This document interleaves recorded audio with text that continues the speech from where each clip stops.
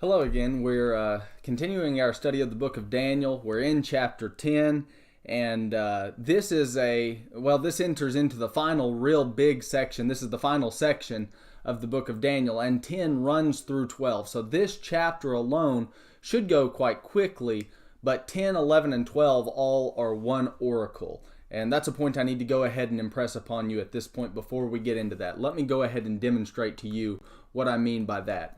In Daniel chapter 10 through 12, we have one oracle. So chapters 10 through 12 is one block. That is one block. And chapter 11 is going to cover most of that history.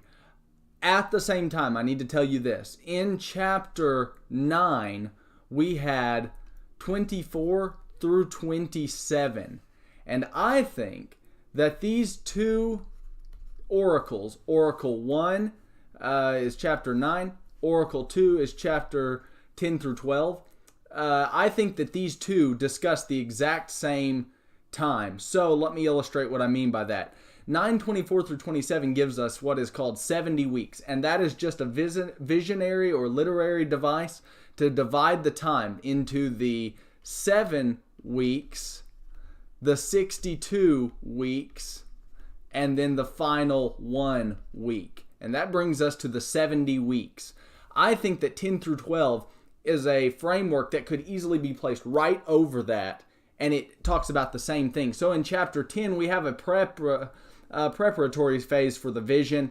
Chapter 11, verses 2 through 4 is going to give us this kind of time frame, 11, 2 through 4.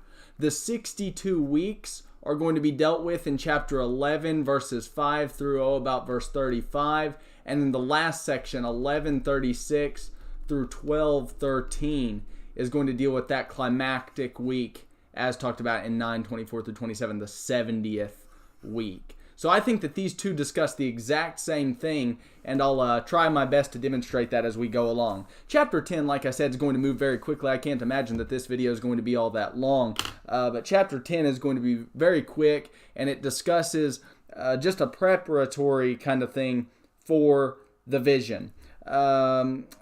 We'll talk more about how I think 10 through 12 is one unit as we get into that. I think that will develop itself, so I won't press any of that at the moment. 10:1 says this. 10:1. Daniel 10:1 says, "In the third year of Cyrus, king of Persia, a message was revealed to Daniel, who was named Belteshazzar." Same Daniel. Still goes by the other name Belteshazzar.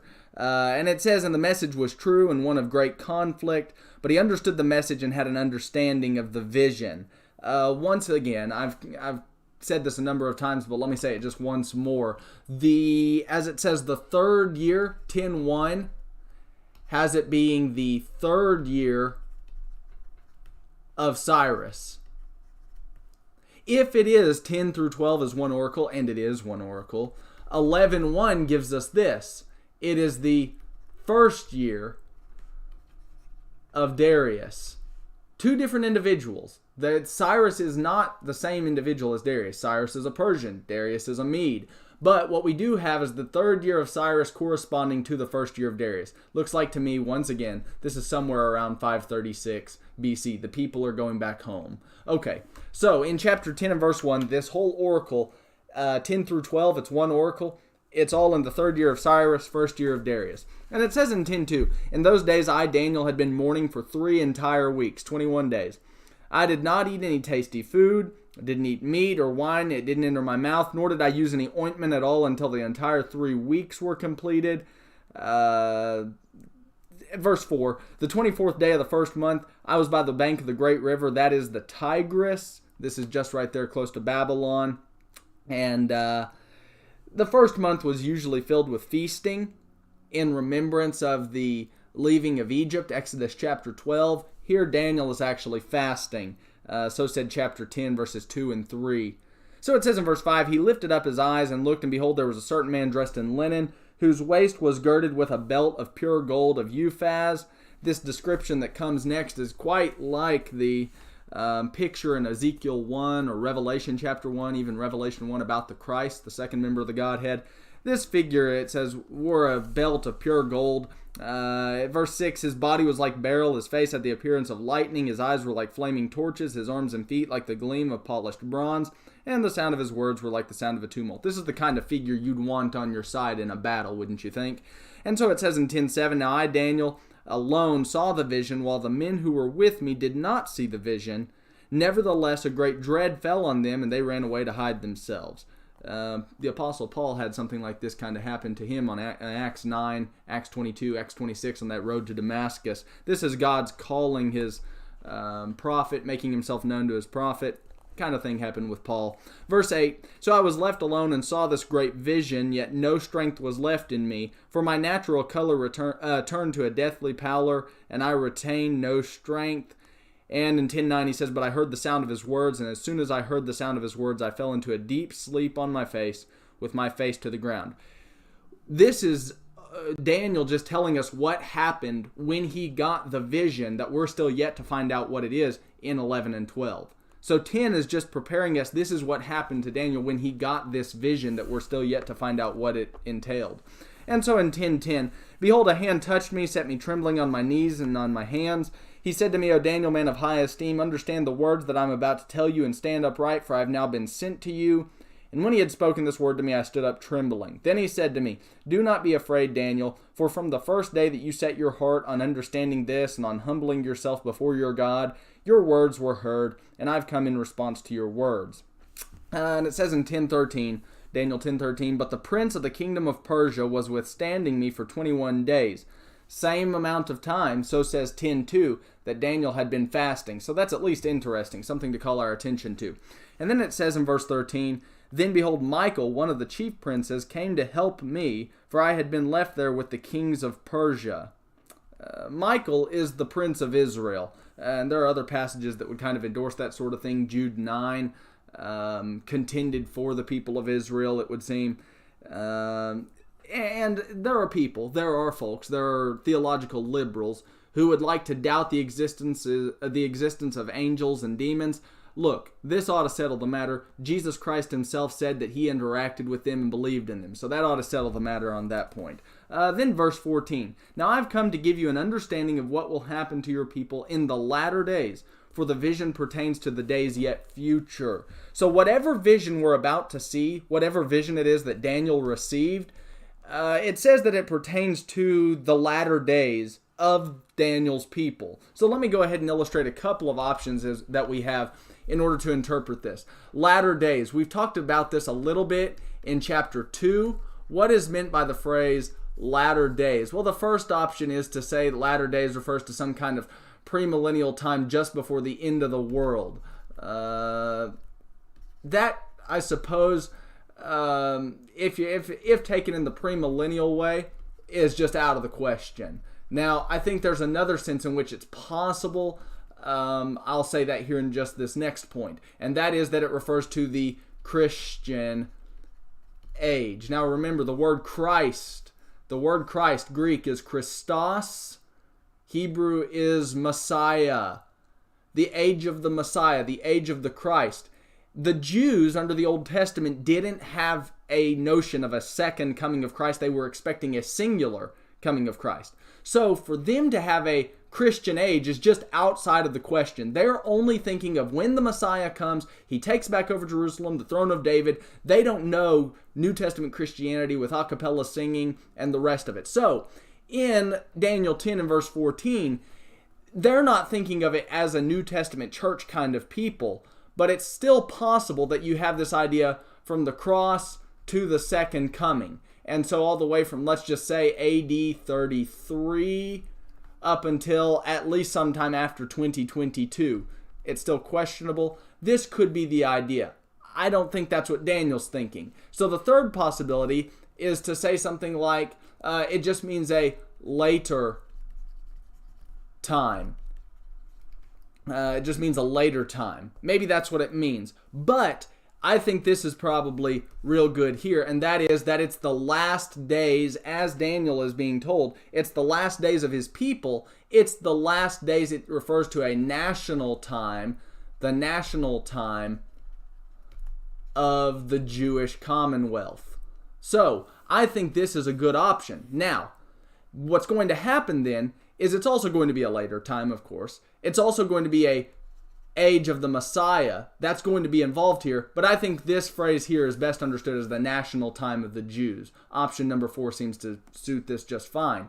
Like I said, Daniel 9 and verse 24 through 27 is going to take us all the way from the present day, 530, let's say 9 at this point, and it's going to run us all the way up to the year AD 70. What's that going to be? The termination of the city, the sanctuary, and the people.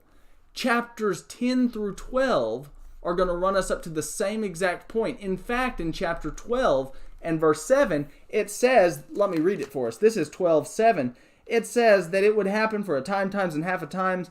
As soon as they finish shattering the power of the holy people, all these events will be completed. So we have 927 taking us all the way up to the complete desolation of the city and the sanctuary. But 12:7 takes us all the way up to the complete shattering of the holy people. In Daniel's day, what's he thinking about? The latter days of his people. He's thinking of the Jewish commonwealth. And all of this is going to culminate in AD 70. Chapter 10 and verse 14 talks about a national time of the Jews. Sure, it involves the Messiah, so a Christian age. Daniel doesn't understand all of this, but this is how it plays out. And of course it would be a later time. So all of that's involved, but I think option number 4 is probably best. So in 10 verse 15, it says, when he had spoken to me according to these words, I turned my face toward the ground and became speechless. And behold, one who resembled a human being was touching my lips. So some kind of human looking figure. Then I opened my mouth and spoke and said to him who was standing before me, O my Lord, as a result of the vision, anguish has come upon me, and I have retained no strength.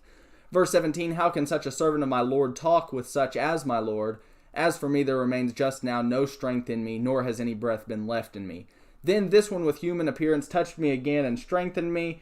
He said, verse 19, O man of high esteem, do not be afraid. Peace be with you. Take courage. Be courageous. This is the kind of literature we hear God telling his former prophets, and even in the book of Revelation, fear not, that sort of thing. Whatever the vision amounts to, it may involve evil, pain, and suffering. But he still says, don't fear, God's with you in the affair. Just like he was with Job, just like he was with Paul, just like he was with Joseph. You get the idea.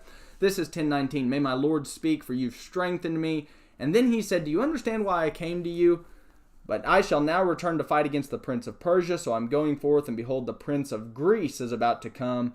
However, I'll tell you what is inscribed in the writing of truth, yet there is no one who stands firmly with me against these forces except Michael, your prince. We already said Michael is the prince for the people. Now, this whole thing with the prince of Persia, the prince of Greece, and Michael, the angel, is really odd. Let me offer just a quick observation, if you will, a quick observation as to what I think might be going on. You have these battles where it is God versus Satan. And in the book of Revelation, we have something like it's the saints, and they're pictured as with the Lamb. This is Revelation 14. You have the Lamb, and it's the saints that are with the Lamb, the 144,000. And then Satan is pictured as this dragon. Well, it even says in Revelation 12 regarding this that it's not just that. I mean, this is all happening on a human scale as well. And so it is the saints in the human arena versus Rome. This is the cosmic affair. It's not just you as a saint. You see, if you're a child of God, it's not just you up against Rome, but it is you as being the representative for God's people. You are one of the saints. You're one of God's. And you're up against the threat that whatever it is that Satan's throwing at you. So that's what's going on in Revelation 12. It's the saints versus Rome. I wonder if we have the same kind of thing going on here, where it's God versus Satan, but there are cosmic forces that are at work behind all of this. In Revelation 12, it's Michael the archangel who stands up. But that's happening behind the scenes, isn't it? And it's Michael against the dragon. This is Revelation 12, 7 through 9. But here we also have something like this, where it's Michael, one of the chief princes, and he had been left with the kings of Persia. All of this is happening for a time, and it says he's going to return, verse 20, Daniel 10:20, to fight against the prince of Persia. And he says, behold, the prince of Greece is about to come. Tough to say exactly what's going on. I think we're on safe ground to at least say something's going on behind the scenes that we in the human realm don't fully comprehend or interact with. The text reveals it. I feel comfortable just leaving it at that point. You have a couple of texts, even in the New Testament, that talk about angels and that sort of thing. Christ interacted with them. I think it's probably best to understand, as Paul would say in the book of Ephesians, in a number of references. I'll just get a couple. In Ephesians chapter 1, for instance, he talks about the existence of the forces that would oppose God and his agenda, his purpose to redeem man. And in Ephesians chapter 1, it talks about, he brought all of this about in Christ when he raised him from the dead, Ephesians 1:20, and seated him at his right hand in the heavenly places. That's all set over against the power of the prince of this world, Ephesians 2:2. And you have him say later on, even in the book, in chapter 6 of Ephesians, that it's against, our struggle is not against the flesh and the blood, but against the rulers, against the powers, against the world forces of this darkness, against the spiritual forces of wickedness in the heavenly places. There is a cosmic battle that's going on behind the scenes. You and I play a part in the divine drama and in the grand adventure with Christ. What all's going on behind the scenes, we just simply don't know, but that something is going on, we're sure of. Paul would say something similar to that also again in 1 Corinthians chapter 10. He says there are things like demons. There are forces against us as saints. What God's doing behind the scenes to combat the fallen angels and all of that, we're just not given a whole lot of data. And so we're safe in Daniel 10 just to recognize that something's going on in a cosmic way, in the apocalyptic vision behind the scenes, and we're going to get the details in chapters 11 and 12. What's going on with 10:13 and 10:20, we're really just not exactly sure, but something's going on for sure, that we're sure of. And chapter 11 and 12 will give us a little bit more of an insight as to when this kind of thing took place and the events that surrounded it. Are you still interested in studying a little bit more? Look, if you've got questions or comments, shoot me an email at drewleonard@live.com. It may also be the case that you're interested in reading more. I don't know. I've got a book out, Exposition of Daniel. You can find it on the website, cadleonard.com, or just shoot me an email if you're having a hard time accessing it. You can find it on lulu.com. Whatever would help you, just reach out if you need anything. And thanks for watching. Hopefully it's been beneficial, and we'll pick up next time in Daniel chapter 11. God bless you.